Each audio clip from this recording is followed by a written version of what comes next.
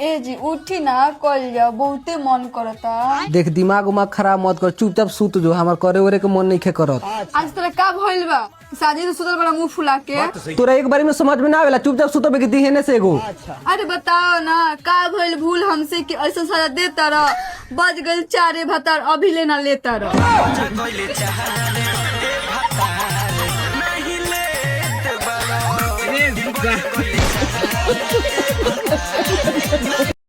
एक नंबर के छिनारा करे तो रोज पीछा करे, तोरा कोई काम नहीं का। तो सुन कि बिना बियाह के सिंगार गोरी झमकावेलू, हमरा बुझाता कि तू चक्कर कहीं ना कहीं चलावेलू। ठीक बा, तोर बकवास खत्म हो, हम जाई ना एगो बात पूछे के रहला पूछ। कि ओठ लाली बड़ी लगावेलू आ गोरी कामना से मरवावेलू।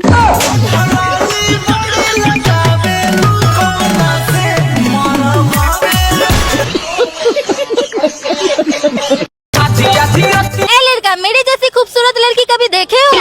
नहीं नहीं, हम तो अंधे हैं। ए भाई ए, वो क्या है? चांद। अब क्या रसियन की घर देखोगे? कैसी लगी? एक नंबर के छिनारा वो अलग ही लेवल का बंदा था। लड़का, ये गमछा ना छिपा कर रखो। तुम अपना भी मुंह छिपा के रखो। अरे यार, हम इसलिए ना बोल रहे हैं क्योंकि ये गमछा रखोगे तो मेरे जैसी खूबसूरत लड़की नहीं पटेगी। अच्छा। ए, हम मजदूर लोग हैं, हम छोरी नहीं मोगी पटाते हैं। वो अलग ही लेवल का बंदा था। प्यारी समझ गई। वैसे तुम्हारा गमछा देखकर लग रहा है तुम देसी हो, और तुम्हारी ये जीन्स देखकर लग रहा है तुम विदेशी हो। देसी लोग ना गवार होते हैं। ओ बैल बुद्धि, देसी आदमी गंवार नहीं जमींदार होते हैं। ए तुम गांव के लोग इंसान कम और चूहा ज्यादा दिखते हो। जीते इंसान और चूहा में फर्क है कहाँ? मतलब चूहा हो या इंसान, दोनों ही छेद के पीछे ही भागता है। ए दम नहीं है तुम जैसे बिहारियों के बात में। आना पेट फुला के भेजेंगे के रात में।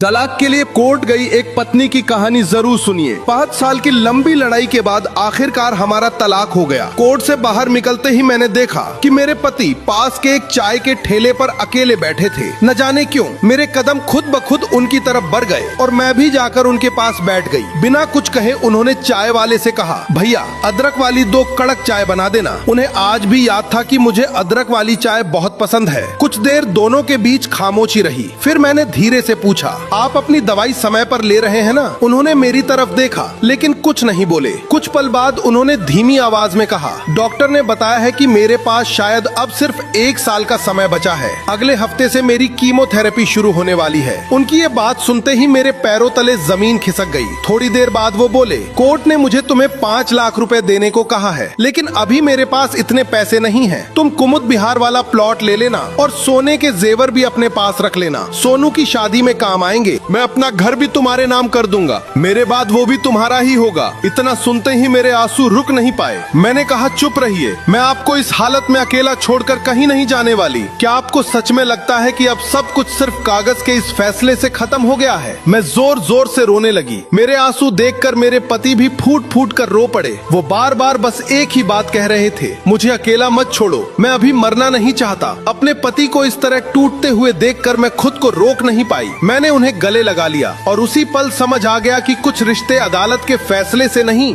दिल से जुड़े होते हैं। उस दिन हम कोर्ट से सीधे अपने घर लौट आए। निष्कर्ष, कई बार हम रिश्तों की कीमत तब समझते हैं जब उन्हें खोने का डर सामने खड़ा होता है। अगर आप इस बात से सहमत हैं तो यस जरूर लिखें और ऐसी ही कहानियों के लिए हमारे साथ जुड़े रहिए। एक आदमी कई साल मेहनत करता रहा और जो भी पैसे कमाता वो अपनी बूढ़ी माँ को भेज देता। उसकी माँ उनमें से जरूरत के कुछ पैसे रख लेती और बाकी सब गरीबों में बांट देती।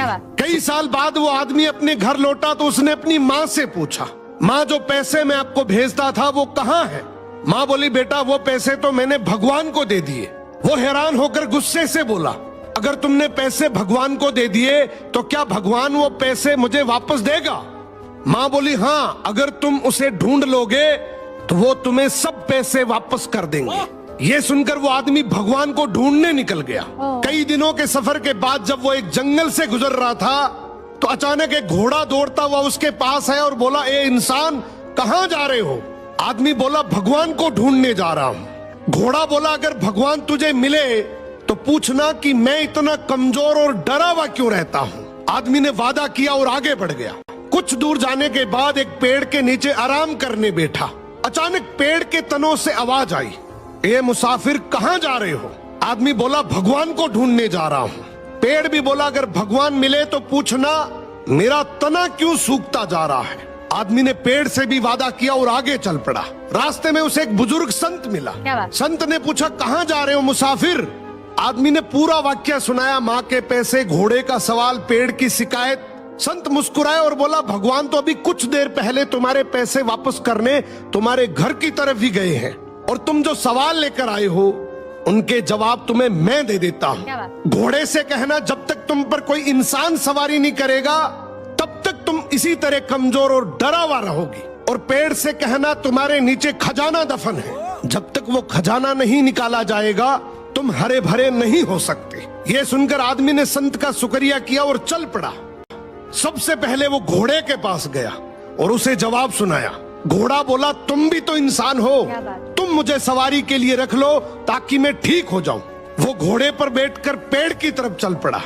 पेड़ ने कहा, अगर ऐसी बात है तो वो खजाना तुम ही निकाल लो और मुझे मरने से बचा लो। अब आदमी ने पेड़ की जड़ों में खुदाई की तो वहां से बहुत सारे सोने चांदी के सिक्के निकल आए। उसने खुशी खुशी वो सिक्के थैली में डाले और घोड़े पर सवार होकर घर की तरफ रवाना हो गया।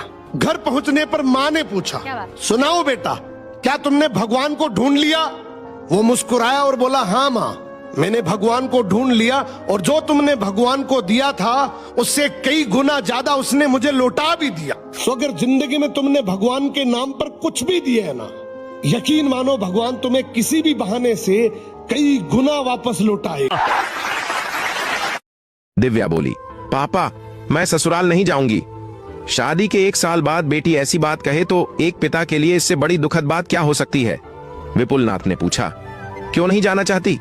दिव्या बोली, मेरा वहां जरा भी दिल नहीं लगता पापा। पिता बोले, ये तो कोई कारण नहीं है। एक सुंदर और कमाऊ लड़का देखकर तेरी शादी की थी। शादी से पहले लड़का तुझे दिखाया था। तेरे यहां कहने के बाद ही मैंने बात पक्की की थी। बताओ, तुम्हारा पति तुमसे गलत व्यवहार करता है क्या? दिव्या बोली, नहीं पापा, वो तो बहुत अच्छे हैं, मगर मुझे मेरी सास और ससुर जरा भी पसंद नहीं है। मेरे ससुराल में सास और ससुर की चलती है।